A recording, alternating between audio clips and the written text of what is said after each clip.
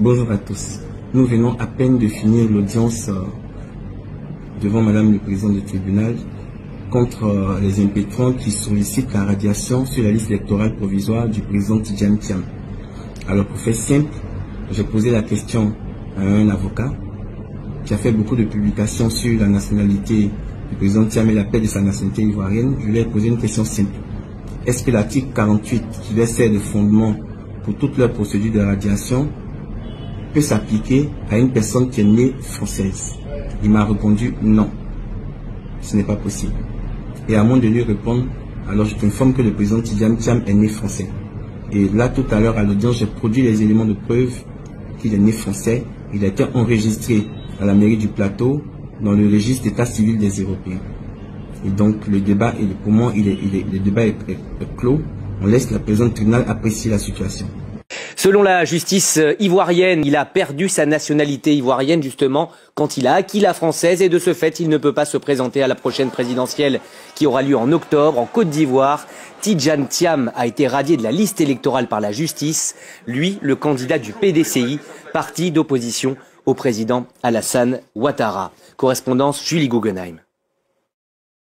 150 requérants avaient demandé l'exclusion de Tidjane Thiam à la commission électorale indépendante pour défaut de nationalité. Ils avaient été déboutés dans un premier temps, mais le tribunal d'Abidjan vient de leur donner raison. Il considère donc que Tidjane Thiam a été déchu de sa nationalité ivoirienne lorsqu'il a acquis sa nationalité française en 1996. Une décision qui se base sur l'article 48 du Code de la nationalité qui n'avait quasiment jamais été appliqué jusqu'ici. La défense de Tidjane Thiam affirme pourtant que celui-ci n'a pas demandé une nouvelle nationalité, mais qu'il en a hérité de son père. La nationalité de Tidjane Thiam faisait l'objet de vives polémiques dans le pays depuis plusieurs mois. Un procès intenté par une militante de son parti devait même avoir lieu ce vendredi sur le même sujet. C'est donc un événement majeur à 6 mois de l'élection présidentielle.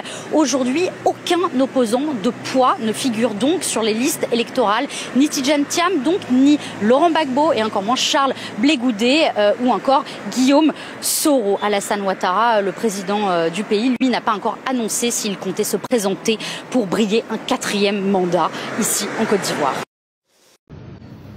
À l'origine, nous avons saisi le tribunal parce que, on avait demandé à la CEI de radier M. Thiam, ce qui n'a pas été fait.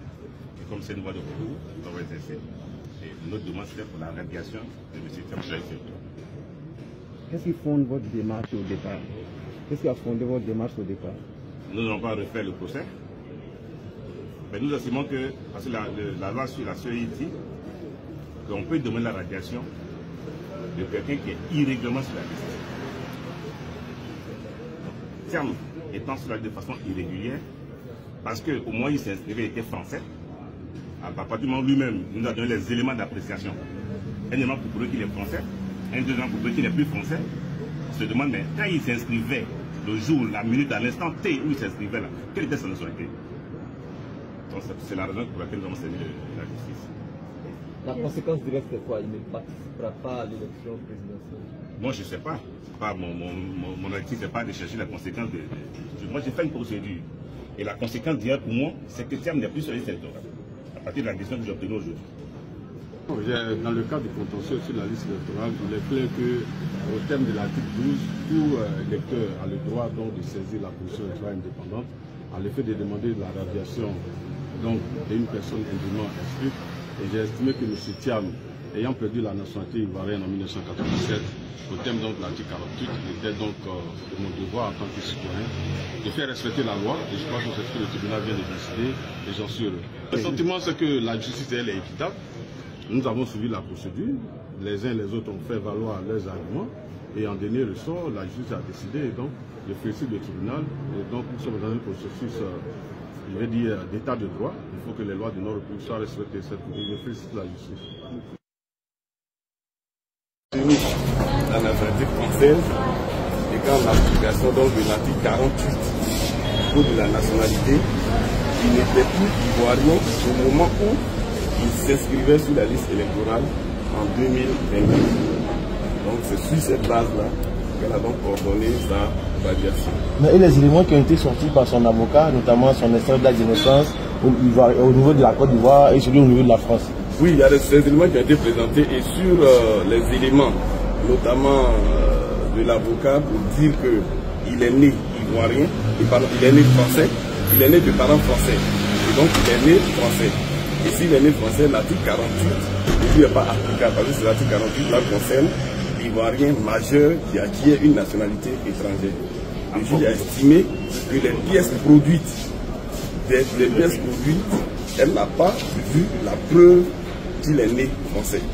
Pour elle, à la lecture de ces pièces-là, il ne ressent pas qu'il est né de parents français. Après cette audience-là, est-ce qu'il y a un recours possible? Non. Là, c'est le contentieux de la liste électorale. La team, on vient de passer des jours et des jours, des semaines et même des mois à faire comprendre aux militants et aux sympathisants du PDC-RDA que le cas Tidjane Thiam était un cas important. Mais ils ont tout fait pour nous prendre à la légère. D'aucuns nous ont même traité d'être des jaloux. D'aucuns nous ont insultés, d'aucuns nous ont manqué le respect. Mais aujourd'hui, ils viennent donc d'apprendre à leur propre dépens qui était véritablement Alassane Ouattara. Car j'ai souvent l'impression que les militaires et sympathisants du PDC-RDA ne mesurent pas vraiment l'ampleur de la méchanceté, de la dictature, de l'autocratie de M. Alassane Ouattara. Et que c'est seulement aujourd'hui qu'ils vont devoir se rendre compte que ce régime RDR veut régner sans partage et ne veut pas d'opposants. Vous venez de suivre ici les différentes vidéos que je vous ai positionnées de France 24, TV5 Monde, toutes ces chaînes-là qui ont parlé. Et puis Tidjane Thiam aussi, lui aussi pensait très certainement qu'il suffisait d'arriver en Côte d'Ivoire, envoyé par Paris pour avoir tout facile face à Alassane Ouattara. Aujourd'hui, Ouattara ne respecte même plus ses maîtres d'hier. Il veut leur montrer que le dictateur peut faire autant de temps qu'il veut au pouvoir. Il a dit, écoutez, si ceux qui ont fait des coups d'État au Burkina, au Mali, au Niger sont là, vous ne faites rien, pourquoi c'est à moi que vous allez attaquer? Mais il ne comprend pas que ceux du Mali, du Burkina et du Niger ne sont pas arrivés au pouvoir de la même façon que lui. Eux, ils ont pris le pouvoir et le peuple les a vraiment appréciés. Le peuple a vraiment sacralisé leur pouvoir. Lui, ce n'est pas le peuple qui a donné le pouvoir. Lui, il a pris ça par force en tuant des Ivoiriens et le peuple ne l'a jamais aimé. C'est ça la différence. Ça veut dire que quand la France va décider de faire un retour sur Alassane Ouattara, ça sera très grave pour lui. Mais si ce n'est pas Ouattara dont il s'agit bien de Tidjane Thiam. Quand il est arrivé en Côte d'Ivoire, qu'est-ce qu'il a posé comme acte, ce monsieur Alassane Ouattara là? Qu'est-ce qu'il a posé comme acte? Il a trouvé une opposition qui essayait de se reconstruire. Il a trouvé que le président Bédié essayait de refaire alliance avec le président Laurent Gbagbo. Qu'en 2021, il y avait des élections régionales, il y avait des élections municipales, il y avait des élections législatives et que le PDC-RDA et le PPAC avaient fait une alliance pendant ces élections-là. Lui, quand il est arrivé, il a décidé de dire quoi? Il a décidé de dire qu'il ne va pas marcher avec un serpent dans sa poche. Et là, c'était bien la faute qu'il était en train de faire. Parce qu'il a voulu nous faire croire que le président Bédié n'était pas assez intelligent pour savoir que l'alliance avec le président Laurent Gbagbo était très importante. Parce que si Ouattara a peur de quelque chose, croyez-moi, c'est bien de l'alliance PDC-RDA-PPACI. Pourquoi? Il sait que si cette alliance se met ensemble et qu'ils appellent tous les deux leurs militants sympathisants aux manifestations, aux mobilisations, M. Alassane Ouattara n'aura pas d'autre solution que de plier bagages et de fuir. Mais Tidjane Thiam a joué au jeu du gouvernement. Il s'est éloigné du président Laurent Gbagbo. Il a cru qu'il pouvait porter le combat politique ivoirien seul. Non, nous sommes dans un contexte ivoirien. Ce n'est pas le Sénégal, ce n'est pas d'autres pays africains. On parle de la Côte d'Ivoire et son contexte est bien différent et il ne faut jamais oublier cela. Aujourd'hui, le PDC-RDA vient d'apprendre à ses dépens. Je peux vous dire que même vendredi, face à Valérie Yapo, le PDC va encore perdre parce que la justice va tout faire pour faire plaisir au gouvernement. La justice n'est pas indépendante, vous le savez bien.